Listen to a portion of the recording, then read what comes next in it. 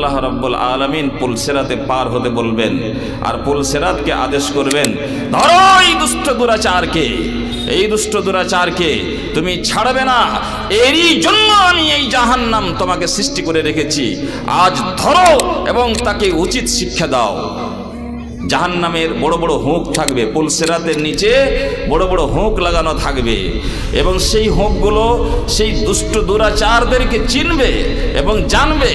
আল্লাহ রাব্বুল আলামিনের কম্পিউটারাইজড একটা সিস্টেম তৈরি করা থাকবে, ওখান থেকে কেউ পাসাতে পারবে না এবং সেই হুঁকগুলো চট করে তার পায়ে লাগবে, তার গর্দনে লাগবে এবং তাকে টেনে নেমে নিচে জাহান্নামে নিক্ষিপ্ত করবে।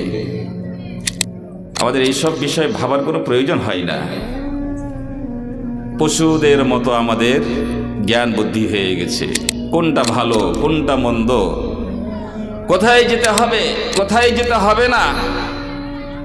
আমার জীবনের মূল্যবান সময়টা কোন কাজে লাগাবো সেটা ভাবছি না। প্রথম কথা, আমার জীবনটা যে মনে করে যে আমার জীবন, সে কাফের। যে মনে করে আমার জীবনটা আমার, সে কোনোদিন মুসলমান হতে পারে না। আমি একটু পরেই আলোচনাটাই শুরু করব যে মুসলমান হতে গেলে কি করতে হবে।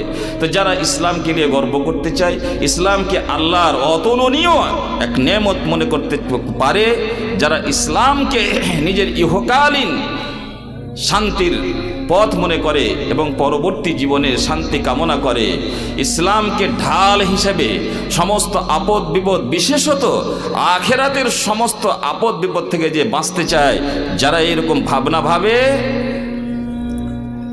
তারা নিশ্চয় এটা স্থির করেছি যে আমি একজন মুসলমান থাকতে চাই, মুসলমান হয়ে আল্লাহর সামনে উঠতে চাই, মুসলমান হয়ে নবী করিম সাল্লাল্লাহু আলাইহি ওয়াসাল্লামের হাতে মোবারক দিয়ে আমি হাউজে কাউসারের পানি পান করতে চাই। যেই পানি পান করতে গেলে একবার যে পান করবে আর কোনো দিন তাকে পিপাসা অনুভব হবে না। আমি যদি এটা চাই তাহলে আমাকে মুসলমান হতে হবে, মুসলিম হতে হবে, মুমিন হতে হবে।